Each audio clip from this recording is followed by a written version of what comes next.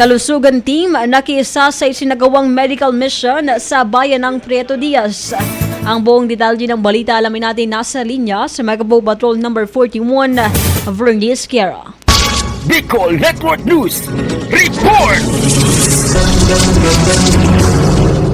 Nakiisa ang 7K Kalusugan Team sa isinagawang medical mission activity sa Barangay Perlas sa bayan ng Prieto Diaz nitong nakalipas na araw. Ang mga doktor, nursing assistant at staff ng GIDA team ay umalalay sa libreng tuli na inorganisa ng RHU Prieto Diaz, Bicol University College of Medicine at Provincial Health Office. Samantala, ang grupo ng Ismail Sorsogon naman ay nagsagawa ng libreng pagbubunot ng ngipin, katuwang ang nag-organisa na Good Neighbors PH. Nagpapasalamat naman ang mga residente sa serbisyong ipinaabot ng kalusugan program para sila ay mabigyan ng libreng serbisyong medikal. Nakasama nyo sa pagbabalita para sa Bicol Network News, Megapo Patrol numero 41, Bernice Kiera, tatak tunay na serbisyo.